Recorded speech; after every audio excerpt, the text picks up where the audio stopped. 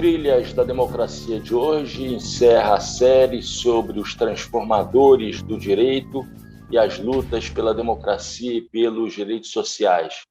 O nosso entrevistado de hoje é o promotor de justiça aposentado do Ministério Público de São Paulo, Marcelo Pedroso Goulart. Marcelo, seja muito bem-vindo ao Trilhas da Democracia. É um prazer recebê-lo nesse nosso espaço de discussão e defesa da democracia e dos direitos humanos. Seja muito bem-vindo, Marcelo. Eu que agradeço, Bundaini, a possibilidade de estar aqui com você, nesse bate-papo, né, e com o seu público qualificado de democratas. Marcelo, que tem um livro com bastante influência na área do direito, entre promotores, procuradores, de título Elementos para uma Teoria Geral do Ministério Público, que já está na segunda edição, não é, Marcelo? Pela Sim. editora De Plácido. Exatamente. A discussão de hoje gira em torno da crise do Ministério Público brasileiro. Marcelo, em primeiro lugar, esse Ministério Público novo que nasce na Constituição, por obra da Constituição Federal de 1988. Quais são as suas características, quais são os seus objetivos, as suas tarefas? Você que viveu isso muito de perto, esse Ministério Público que tinha muitas esperanças de lutar, de fazer valer os direitos de cidadania da população brasileira. Por favor, Marcelo. O Ministério Público, delineado na Constituição de 1988, ele não é obra de um constituinte iluminado, não é obra de um jurista iluminado, tampouco obra do lobby que existiu, né, durante a Constituinte, de promotores e procuradores de justiça e procuradores de república, no sentido de construir, né, um Ministério Público de acordo com os novos tempos. Esse Ministério Público, consolidado na Constituição de 1988, é um Ministério Público construído por várias gerações. Eu costumo dizer que esse Ministério Público ele tem início, não é? No primeiro Congresso Nacional do Ministério Público, que é o marco, né, da gênese do Ministério Público brasileiro. Com o primeiro Congresso Nacional do Ministério Público ocorreu em 1942, durante a ditadura Vargas. Antes disso, o Ministério Público não era uma instituição, não era uma carreira, o Ministério Público era um ente amorfo. Embora Campos Salles, quando ministro de Deodoro da Fonseca, tenha tentado dar forma, né, ao Ministério Público brasileiro, ao sistema de justiça brasileiro, quando ele baixa 2 decretos em 1890, né, para regular a Justiça Federal e a Justiça do Distrito Federal, e ali ele deixa claro para o Ministério Público que o Ministério Público é uma instituição necessária para a democracia. Veja que essa história de Ministério Público defender o regime democrático não é coisa nova, né? Vem lá das ideias de Campos Salles, né? Disse também que o Ministério Público precisava ter a sua autonomia perante o judiciário, né? Enfim, ser o defensor da comunhão social, essa expressão utilizada por Campos Salles na exposição de motivos desses decretos, né? E o Ministério Público defensor do interesse da comunhão social, como eu disse, e dos incapazes e daqueles inibidos para ingressar em juízo, né, dos vulneráveis.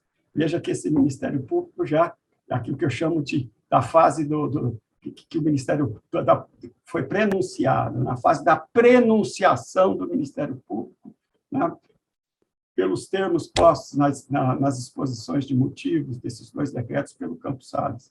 Mas, evidentemente, você que é historiador sabe como correu a Primeira República, esse Ministério Público e aquela justiça ali definidos, né, não pegaram, né? Logo depois, 4 anos depois, baixaram novos decretos, né, revogando, né, os decretos anteriores. A Constituição de 1891 não trata do Ministério Público e, portanto, não chega a nascer aquilo que Campos Salles prenunciou. E foi assim no correr da Primeira República. Não é? Só, efetivamente, o Ministério Público surge como instituição com a Constituição de 1946, que adota, né, as demandas dos membros do Ministério Público brasileiro, né, postas numa carta que fechou o primeiro Congresso Nacional do Ministério Público. Ali, sim, né, nós passamos a ter uma instituição, uma carreira, garantias, né? Enfim, a instituição do Ministério Público surge nesse momento. Né? Então, essa é a gênese do Ministério Público. A prenunciação, com as exposições de motivo de Campos Salles, a semeadura do Ministério Público no primeiro Congresso Nacional e o nascimento efetivo do Ministério Público como instituição com a Constituição de 1946. Né? E, nesse sentido, a instituição vai ganhando corpo, né? A autonomia perante o judiciário. Pouco a pouco, o Ministério Público perde o bifrontismo, né, que é da sua origem, né, europeia, como defensor do rei e defensor do povo ao mesmo tempo, né? E os ministérios públicos estaduais vão perdendo, durante esse processo, durante a democracia populista, as funções de defesa de interesses de governo, para abraçar somente as atribuições de defesa, né, do interesse da sociedade. Né? Então, nesse momento, o Ministério Público vai crescendo também perante o público. Né? Por quê? Porque o Ministério Público faz assistência judiciária nessa fase do seu desenvolvimento institucional e também, por conta do que diz a CLT, né, o Ministério Público, nos estados, nas comarcas do interior, faz a defesa dos trabalhadores e tem uma interlocução muito próxima com os sindicatos. Muitos promotores, né, eles atuam no sentido, inclusive, de fomentar a criação de sindicatos, inclusive de sindicatos rurais. Alguns, né, depois caçados durante o regime militar. Né? E é justamente essa aproximação com a sociedade, né, com a base da sociedade, através da assistência judiciária, a defesa dos incapazes, né, dos direitos de família, enfim, e dos trabalhadores, porque juntas de conciliação e julgamento, a Justiça do Trabalho, só existia nas capitais, portanto, isso era uma incumbência da Justiça Estadual, do Ministério Público Estadual, nas comarcas do interior. Então, essa aproximação muito forte do Ministério Público, na democracia populista, com, né, a base da sociedade. Isso vai habilitar o Ministério Público, na última quadra do século XX, né, a defender os interesses gerais da sociedade, os interesses transindividuais, né, os direitos da solidariedade, os interesses difusos e coletivos, né, porque vem toda essa bagagem de aproximação do Ministério Público com a sociedade no processo de desenvolvimento da instituição. E o Ministério Público, evidentemente, esse Ministério Público da democracia, né, que é esse Ministério Público que inicia a sua atuação como instituição a partir da Constituição de 1946, ele entra num processo de crise, evidentemente, com o golpe de 1964, justamente porque não há espaço para a defesa dos interesses sociais, os movimentos sociais, né, os órgãos da sociedade civil, os sindicatos são perseguidos, né, são reprimidos pela ditadura, e nesse momento de crise, no Ministério Público, o que acontece? Hipertrofia a atuação criminal, né, e atrofia essa função de defesa dos interesses sociais como a própria das ditaduras. Não poderia ser diferente, né, dessa situação. Mas logo depois do golpe, já em 1967, né, é uma fase que eu chamo de fase da reinvenção do Ministério Público brasileiro, há em São Paulo uma rebelião da base do Ministério Público, insatisfeita, né, com o que vinha acontecendo, né, e, sobretudo, com a cúpula do Ministério Público paulista muito comprometida, né, com o governo do Estado, né, desfocando a verdadeira, né, vocação do Ministério Público. Então, a base do Ministério Público se rebela, né, tem como mote, né, a missa de sétimo dia de um procurador de justiça que concorria, né, para a Procuradoria-Geral, que era do gosto e da simpatia da base, e o governador do Estado, na época, o Abreu Sodré, ele estava titubeando entre escolher um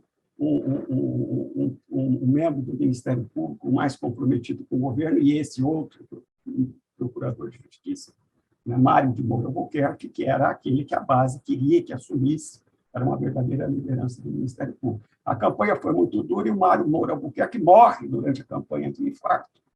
E, em Bauru, se promove uma missa de sétimo dia e ali promotores, né, do interior de São Paulo fundam o grupo de estudos, que era um movimento político cultural do Ministério Público, justamente para debater as questões institucionais, os problemas que o Ministério Público vivia. Inclusive, os promotores impediam a participação dos procuradores de justiça, porque esses estavam comprometidos com a política de então, né, a política partidária de então, né, com o regime militar.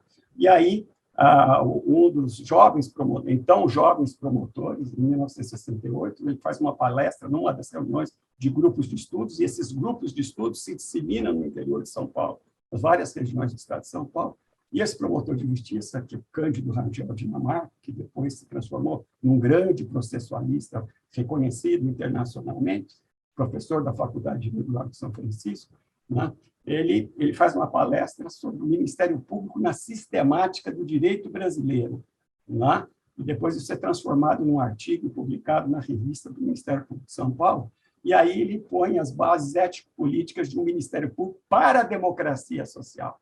E aqui, naquele momento, no final da década de 1960, o estado do bem-estar social era muito forte, né, na Europa Ocidental, né, e, portanto, aqueles promotores estavam discutindo essas questões, a necessidade, né, do fim da ditadura e de uma democracia social no Brasil, e ali ele aponta, né, as bases ético-políticas, as bases ideológicas para um Ministério Público da democracia social. E 20 anos depois, vem a Constituição da República, né, que tem, né, na sua base, né, ideológica, né, das ideias que fomentaram esse Ministério Público, aquilo que o Cândido apontava, né, em 1968. Né? E, claro, que isso tudo foi uma construção, um grande debate em nível nacional durante o final da década de 60, década de 70, entrando pela de 80, a criação, né, das entidades associativas, uma mobilização nacional para a construção desse novo Ministério Público, né? Ainda na ditadura, no processo de abertura, no processo de democratização e na Constituinte. E o Ministério Público vai ampliando as suas atribuições, né? E assim ele passa com o Código de Processo Civil de 1973, e o Cândido foi um dos redatores do projeto, né? O Ministério Público assume a defesa do interesse público genericamente considerado. Isso amplia a possibilidade de uma maior atuação do Ministério Público na defesa dos interesses da sociedade, né? E na década de 80, o Ministério Público assume, né, a defesa, né, dos direitos da solidariedade, dos interesses difusos e coletivos, primeiramente do meio ambiente, com a Lei da Política Nacional do Meio Ambiente, depois com a Lei da Ação Civil Pública, que confere ao Ministério Público a defesa do meio ambiente, do patrimônio cultural, do consumidor, e, finalmente, com a Constituição de 88, que abre esse leque, né, para a defesa de todos os interesses difusos e coletivos, né, a defesa de todos os direitos da solidariedade, de todos os direitos, né, sociais. Né? Portanto, esse é o Ministério Público da Constituição de 88. Ele foi construído. Né? Então, é preciso, para compreender o Ministério Público e a própria crise do Ministério Público e como enfrentá-la, conhecer essa história. Né? Marcelo, você acaba de, em cerca de 10 minutos, falar sobre 60 anos da história do Ministério Público no Brasil. Eu te perguntaria agora como esse Ministério Público, né, que deságua e da Constituição de 1988, começa a despertar esse sentimento de luta pelos direitos de cidadania, principalmente dos mais fragilizados, né? E quando, em que contexto aquilo que você apresentou nesse processo de gênese dessa nova ideia de Ministério Público começa a entrar em crise, virando quase do avesso àquelas expectativas iniciais? Veja, o sentido da institucionalização, aí pegando a abordagem histórica que Caio Prado Júnior aponta, né? Qual foi o sentido da institucionalização do Ministério Público? Foi a luta pela autonomia, primeiro a autonomia perante o Judiciário, depois a autonomia perante o Executivo, e a Constituição de 88 confere ao Ministério Público autonomia institucional, portanto, o Ministério Público deixa de ser um órgão do Executivo, não é um órgão do Judiciário, tampouco, né, um órgão do Legislativo, portanto, o Ministério Público ganha, né, a sua autonomia institucional para quê? Para exercer sem embaraços a sua tarefa de defesa dos interesses estratégicos da sociedade brasileira, como bem coloca, né, o Luiz Werneck Viana. Quer dizer, qual que é o papel do Ministério Público, a função do Ministério Público brasileiro? Defender os interesses estratégicos da sociedade brasileira. Isso implica o quê? Implica, né, a independência da instituição, né, a autonomia da instituição, para ficar imune às pressões políticas, né, às pressões externas do poder econômico, do poder político, né, e poder desenvolver adequadamente a função que o Constituinte lhe deu. Né? Então, essa autonomia institucional. Né? E o alargamento das atribuições no sentido de defender a democracia substantiva. Né? Então, esse novo Ministério Público que surge, né, fruto dessa construção histórica, né, e o Ministério Público, num primeiro momento pós-constituinte, começa a responder positivamente. A sociedade estava tomando pé ainda, e suas organizações estavam tomando pé ainda, né, dos novos direitos, né, e começam a postular, ainda levam ao Ministério Público demandas, né, ainda em pequeno número e de pouca complexidade. E o Ministério Público responde bem, tanto que nesse período, né, no final dos anos 80, início dos anos 90, do século passado, o Ministério Público sempre estava ali nos primeiros lugares do ranking das instituições públicas com maior credibilidade. Né? Por quê? Porque deu respostas positivas. E era uma geração que vinha da luta contra a ditadura militar e que estava ingressando no Ministério Público naquele momento, imbuída daquele espírito, né, que vem do processo de democratização e da Constituinte. Né? Mas, logo em seguida, em meados dos anos 1990, o Ministério Público ele se descarrilha, né, e entra em crise. Então, eu falo que a reinvenção do Ministério Público ela se dá, né, de 1967 a meados dos anos 90, e o Ministério Público entra em crise em meados dos anos 90. Por quê? Marcelo, antes de tu tratar disso, deixa eu te perguntar, você considera que o Ministério Público, né, os Ministérios Públicos estaduais, o Ministério Público Federal, são mais oxigenados do que a magistratura, as magistraturas estaduais, os juízes federais? Por alguma razão, há uma maior oxigenação dentro do Ministério Público que no Poder Judiciário? Sim. Pelo debate interno. O Ministério Público sempre foi uma instituição que viveu o debate interno no sentido da construção, né, do seu perfil.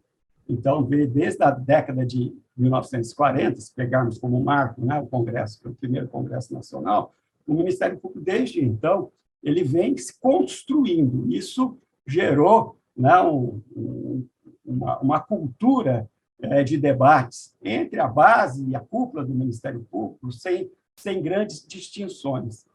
Isso, de certa forma, oxigenou o Ministério Público brasileiro, como também essa aproximação muito forte com a base da sociedade.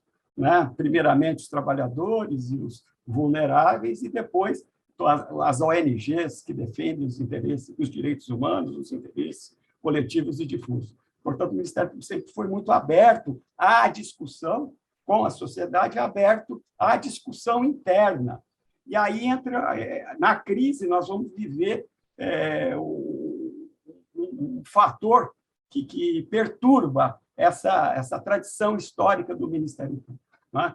Eu interrompi o teu pensamento, tu começaria a falar da crise. Isso, vamos falar da crise. Então, eu gosto de citar alguns fatores críticos, né, que inibiram o desenvolvimento institucional a partir de meados da década de 1990. Em primeiro lugar, não é? A pauta corporativa ou a pauta corporativista, não é?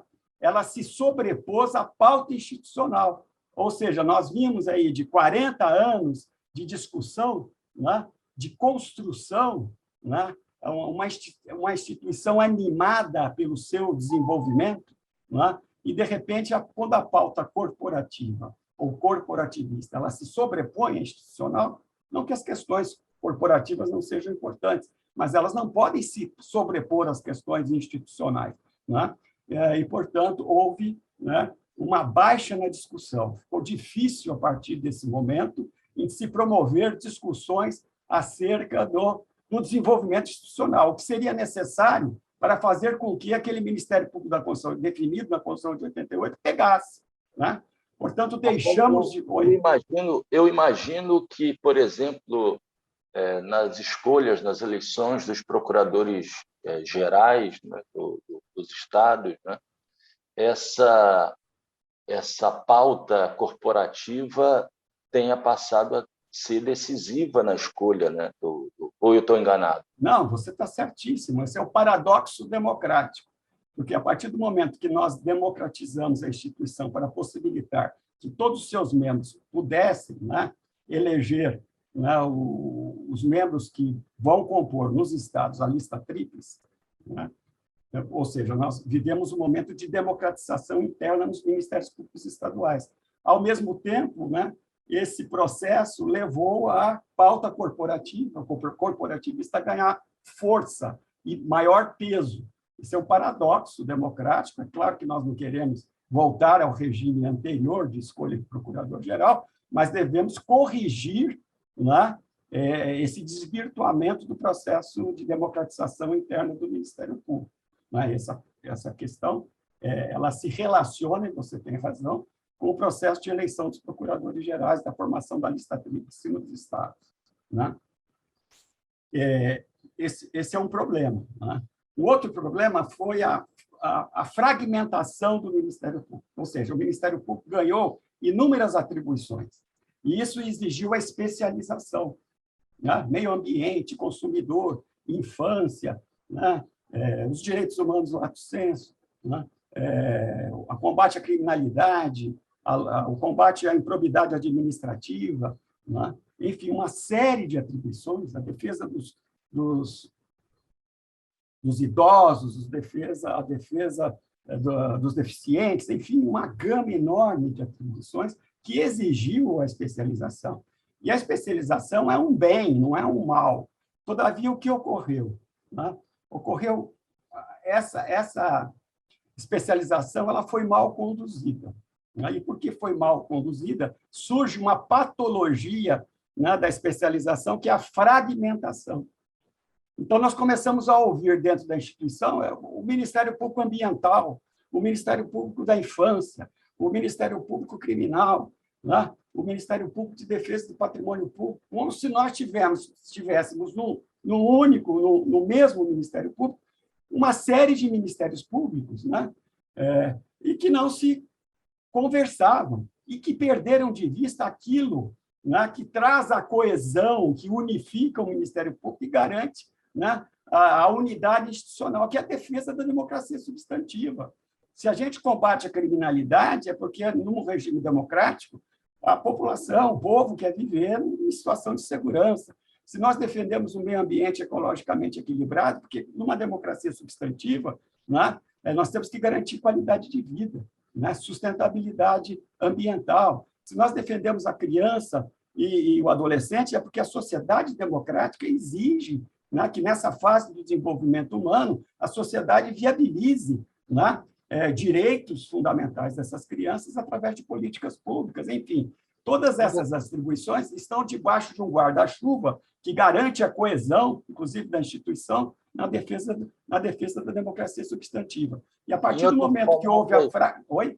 Em outras palavras, Marcelo, houve um movimento que pode ser considerado positivo de particularização dos direitos humanos, né, dentro do Ministério Público, mas essa particularização acabou gerando um processo de fragmentação onde questões centrais acabaram sendo perdidas, né? Os marxistas diriam a visão de totalidade foi perdida.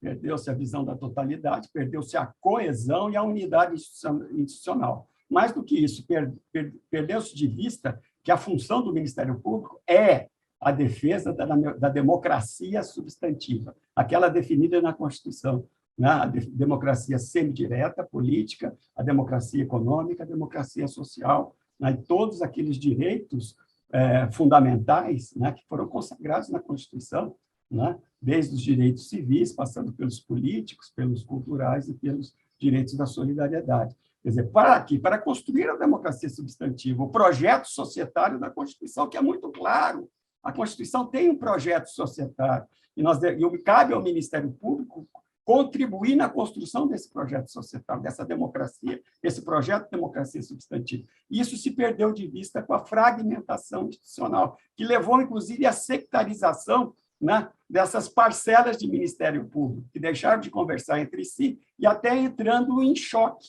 né, porque perdeu a coesão, a visão da unidade e da totalidade. Um outro problema sério também, que revela essa crise do Ministério Público, é a quebra da comunicação intergeracional. Lembra que eu disse, comentando rapidamente a história do Ministério Público, que as gerações comunicavam às gerações seguintes a importância das lutas para a construção da instituição. E quando a pauta corporativista, ela toma conta, quebra-se essa comunicação. A questão das lutas institucionais, da necessidade, né, de garantir o desenvolvimento institucional, isso fica no segundo plano. E a instituição, então, ela não promove as reformas estruturais necessárias, nem as culturais necessárias para avançar nos termos postos na Constituição, né? E aí o Ministério Público vai perdendo efetividade, vai perdendo legitimidade. Tanto que nas últimas pesquisas de opinião pública dos últimos anos, o Ministério Público, que sempre figurou no pós-constituinte entre das instituições com maior credibilidade, ela cai sensivelmente nesses rankings. Então, em razão do quê? Da perda da efetividade. A sociedade começa a demandar em maior número de casos ao Ministério Público, de questões mais complexas, e como o Ministério Público não fez as reformas estruturais, nem promoveu a reforma cultural para formar o agente político do Ministério Público da Constituição, o que aconteceu? A perda da efetividade e a perda, né, da legitimidade, que é um problema muito sério, porque o Ministério Público da Constituição de 88 ele só pode se firmar, né, no cenário nacional com o apoio da sociedade, porque não é com o apoio do Executivo, do Legislativo e do Judiciário, que não tem interesse no Ministério Público forte e combativo, né? Portanto, Marcelo, é a sociedade que dá força para o Ministério Público. E com ela, o Ministério Público deve se vincular a isso, né? Marcelo, como a Operação Lava Jato acaba se constituindo como um elemento a mais desses que você acaba de enumerar nesse processo de crise do Ministério Público no Brasil? A Operação Lava Jato, e, sobretudo, né, o núcleo curitibano, né, da Operação Lava Jato, nós precisamos distinguir o núcleo curitibano de outros núcleos, né, da Lava Jato pelo Brasil. O núcleo curitibano, tendo à frente da Dallagnol, né, isso já ficou evidenciado nos processos judiciais, nas denúncias que aconteceram a respeito dos desvios, né, que a imprensa veio revelar, é consequência dessa crise, né? Por exemplo, quando o Ministério Público, ao invés de se organizar de uma forma a garantir órgãos de execução, não é? Que possam garantir efetividade no exercício das funções, fica criando forças-tarefas.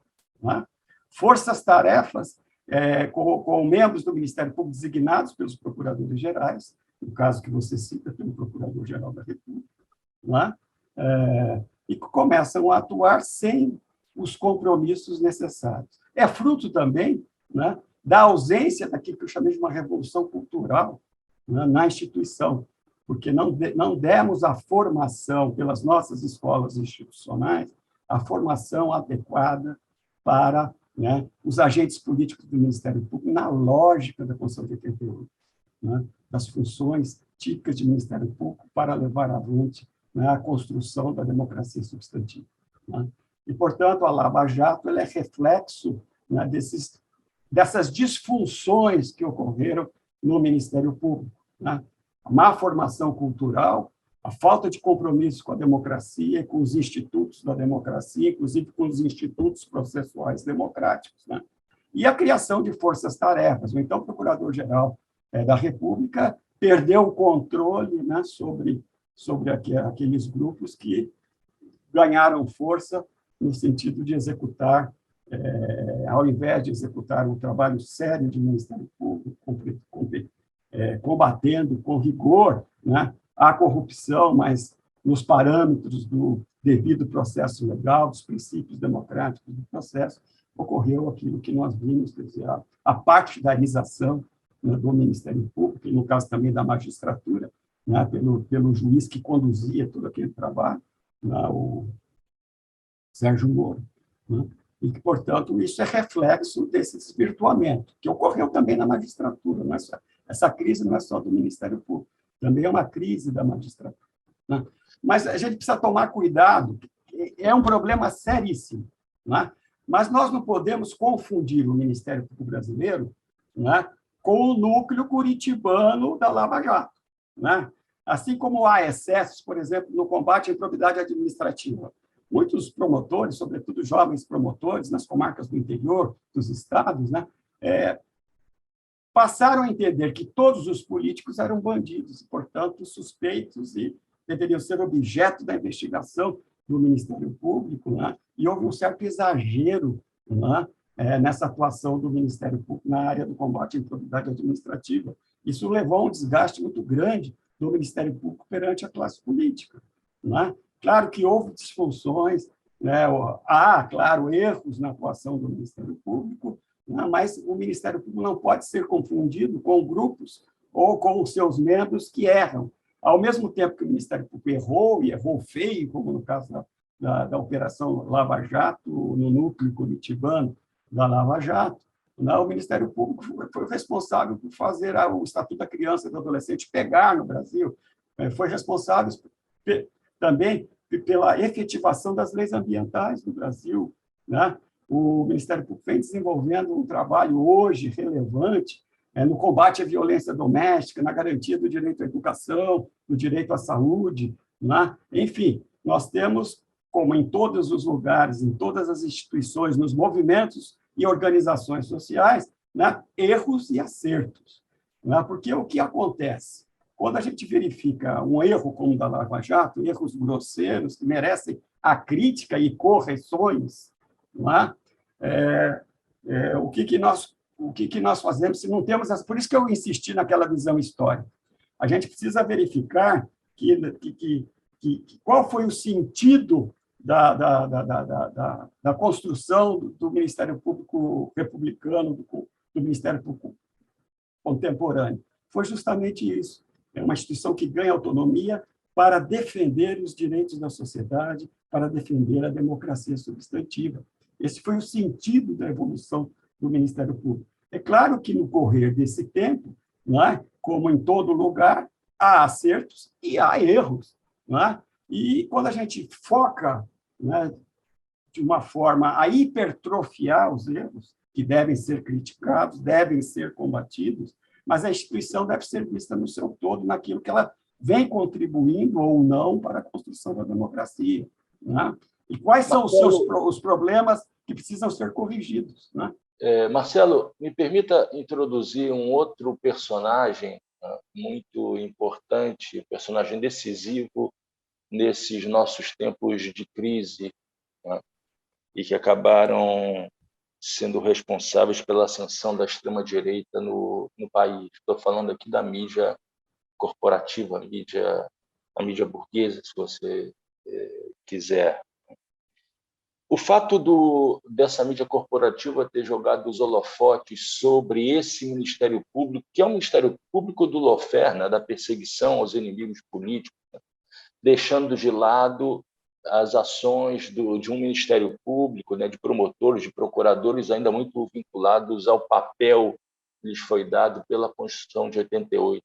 Quando isso acontece, o Ministério Público ele acaba, num primeiro momento, que é esse da espetacularização da sociedade do espetáculo, ele começa a ser bem visto quando a Operação Lava Jato se encontrava no seu auge, e da mesma maneira como esse espetáculo ele levou o Ministério Público a ser bem visto nessa euforia da luta anticorrupção.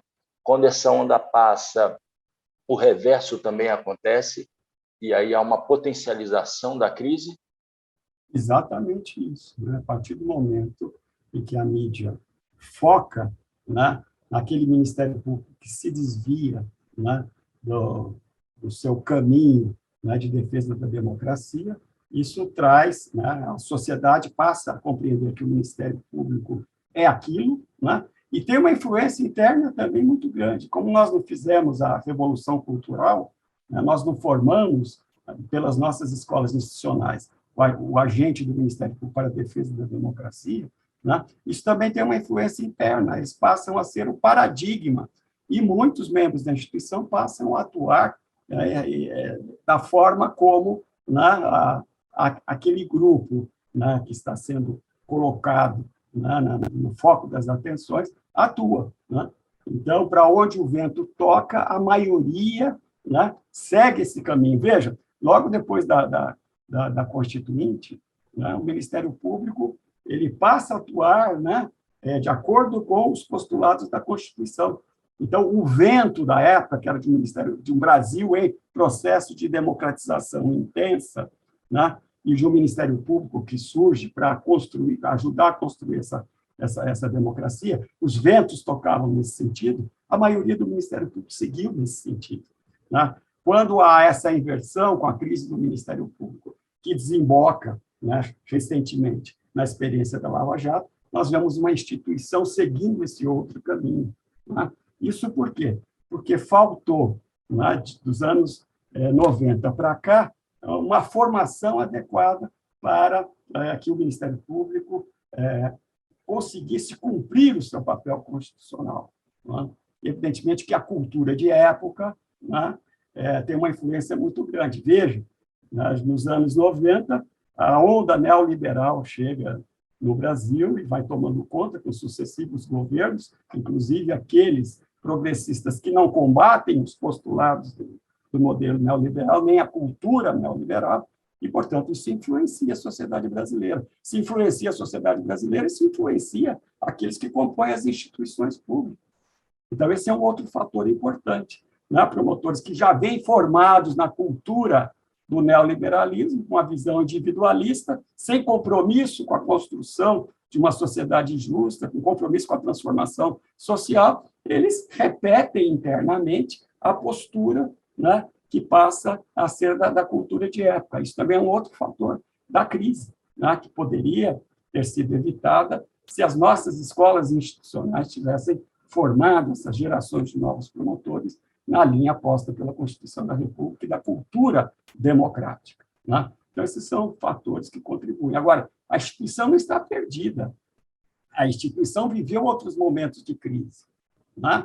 Sob a ditadura Vargas, ela vem e fala, precisamos, né, nos constituirmos em uma instituição verdadeira, em cumprir um novo papel ali, já na crise da ditadura Vargas e assim por diante. Na ditadura militar, a base do Ministério Público se rebela novamente para reinventar o Ministério Público, agora para uma democracia social.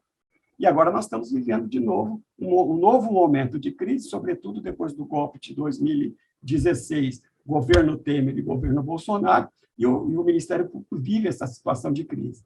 E vive essa situação de crise, mas surgem movimentos dentro do Ministério Público. Eu poderia ressaltar aqui o movimento resolutivista, que desde a década de 90, através de vozes isoladas, e hoje, num grupo mais coeso, está reivindicando mudanças institucionais na estrutura do Ministério Público e na cultura institucional para que o Ministério Público volte para os trilhos da Constituição de 1988 e da democracia. Marcelo, eu gostaria de aprofundar essa discussão sobre os processos de formação de promotores. Você foi, durante 2 anos, diretor da Escola Superior do Ministério Público em São Paulo e também foi um dos fundadores da Escola Nacional do Ministério Público. Essa experiência, né, do que você tirou dessa experiência, tanto à frente da Escola Superior do MP de São Paulo, quanto da fundação da Escola Nacional do Ministério Público, e que poderia, né, servir como base para um esforço de recuperação desse Ministério Público que entra em crise, se distanciando dos ideais de 1988.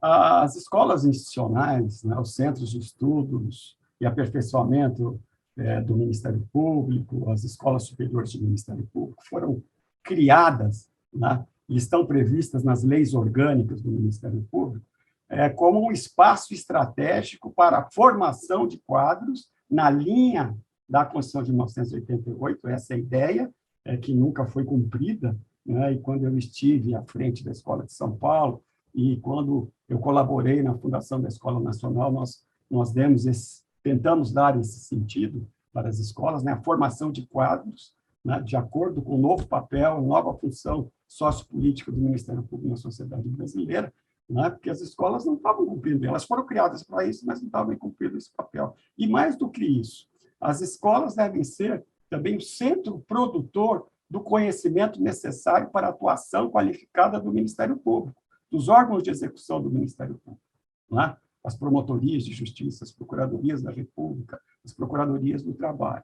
Ou seja, quando eu estive à frente da Escola de São Paulo, eu firmei convênio, né, com as 3 universidades públicas paulistas, USP, Unesp e Unicamp, onde houve muita receptividade à nossa demanda, com o objetivo de, né, fomentar, junto com os especialistas das diversas áreas, né, afins do Ministério Público, né, por exemplo, a ecologia, né, a saúde pública, a educação e tantas outras áreas, né, com aqueles pensadores, aqueles que estão se debruçando sobre essas questões, estão fazendo pesquisas sobre essas questões, para colaborar com a Escola Institucional do Ministério Público, né, para promover pesquisa aplicada, né, e a confecção de estudos técnicos e científicos para dar base para o Ministério Público atuar ali na ponta, na linha de frente, né, para não atuar com base no senso comum ou do achismo arrogante, né, dos promotores de justiça xerifes, né, que são donos da verdade, na verdade, e não conhecem a realidade da sua localidade, da sua região, do seu estado, do país. Então, nós precisamos garantir, no âmbito da formação, uma formação multidisciplinar, porque o promotor de justiça, né, o conhecimento jurídico é insuficiente, é necessário, o direito é um instrumento de trabalho do membro do Ministério Público, né, mas esse conhecimento, ou a partir do que foi definido na Constituição de 88, ele se torna insuficiente, porque o Ministério Público não é mais apenas o agente processual, aquele que atua nos processos judiciais que correm, né, nos tribunais, no processo, no Poder Judiciário. O Ministério Público hoje tem uma agenda de atuação fora dos tribunais, diretamente na sociedade, muito grande. Ele exerce um papel típico do diplomata, né? No microcosmo das comarcas, das regiões do país, né? Porque ele vai atuar, né, ainda na fase extraprocessual, em atividades sociomediadoras, no sentido de buscar contribuir para solucionar conflitos, né, e potenciais conflitos, né, no sentido de levar avante o projeto democrático da Constituição de 88. Então, a atividade, né, sociomediadora, direta do membro do Ministério Público na sociedade, ela hoje é muito grande. Hoje ela é maior até que a atividade processual. E o Ministério Público, então, o membro do Ministério Público precisa conhecer, né, os problemas da sociedade, conhecer como se desenvolvem as relações na sociedade, né? Conhecer os movimentos, quem está no poder, quais são os interesses em jogo. Então, ele precisa conhecer ciência política, ele precisa conhecer sociologia, ele precisa conhecer ecologia, ele precisa conhecer educação, ele precisa conhecer saúde, porque ele vai atuar para a implementação dessas políticas públicas. Não só com base no que diz o direito, né? Ele vai ter que atuar na sociedade para a implementação e, se possível, atuar preventivamente. Então, ele exerce um papel semelhante ao do diplomata nas relações internacionais, evitar a guerra, né? Buscando soluções pacíficas. Então, esse é o papel do Ministério do membro do Ministério Público no microcosmo onde ele atua. Então, portanto, a formação dele não pode ser só jurídica, tem que ter uma boa formação jurídica, mas tem que ter um conhecimento geral que possibilite uma atuação consequente na sociedade, senão ele vai mais atrapalhar do que ajudar. Imagine só um promotor de justiça que não conheça o problema fundiário nacional e vai tentar resolver, né, um problema de ocupação de propriedade rural improdutiva e que desrespeita o meio ambiente. Ao invés de buscar uma solução que atenda aquilo que determina a Constituição, né? Quer dizer, que aquela propriedade que não cumpre a função social deve ser desapropriada para ser destinada à implementação de programas da reforma agrária, ele vai colocar mais fogo na lenha de uma situação que é muito quente e que está presente em todos os estados do Brasil, né? Então, o promotor precisa ter essa formação, e a escola institucional serve para isso, a função dela é essa, porque os cursos de direito não formam, né, juristas, formam especialistas em leis. Infelizmente, os nossos cursos são ruins no Brasil, né? Então, quem sai do curso de Direito e ingressa no Ministério Público, ele não está preparado para exercer a função de um promotor de justiça. Marcelo, o Trilhas da Democracia está chegando ao fim, mas eu gostaria de fazer uma última pergunta. Você tem um passado de luta como promotor de justiça na região de Ribeirão Preto, uma região de ponta do agronegócio no Brasil, onde existe o aquífero Guarani, né?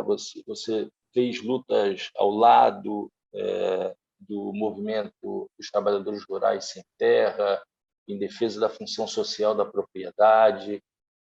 Quando você observa a atual conjuntura, mas eu não falo mais da conjuntura do governo Bolsonaro, mas sim uma conjuntura que em breve se poderá ultrapassar, né? Com a eleição de um novo presidente da República que rompa com tudo aquilo que vem sendo feito no Brasil desde 2016. Quais são as tuas expectativas, quais são as tuas esperanças relativas à retomada daquelas lutas das quais você tomou parte naquela região? Eu acredito que no ano que vem, certamente, nós estaremos vivendo um novo momento, um momento de reconstrução do Estado brasileiro, de reaproximação daqueles que detêm o poder do povo com o povo, no sentido de colocar de novo, né, a sociedade brasileira nos trilhos da democracia, né? E a esperança é grande, não é só esperança, né? Tudo indica que esse estado de coisas que vivemos hoje, esse retrocesso enorme que vivemos na sociedade brasileira, né, a fome, o desemprego, a perda dos direitos trabalhistas, o desrespeito à legislação ambiental, enfim, tudo, né, de ruim que vem acontecendo de forma acelerada nesses últimos anos, isso tenha finalmente um fim. Eu acredito que vamos retomar, né, como eu disse, os caminhos do processo de democratização do Brasil, o aprofundamento do processo de democratização do Brasil. Eu acredito que o meu Ministério Público também retornará aos trilhos da democracia e dará a contribuição que lhe compete, né, por dever constitucional, nesse processo de reconstrução da democracia e aprofundamento da democracia. Marcelo Pedroso Goulart, promotor de justiça aposentado do Ministério Público de São Paulo, autor do livro Elementos para uma Teoria Geral do Ministério Público, lançado pela editora De Plácido, na sua segunda edição. Marcelo, muito obrigado por essa entrevista.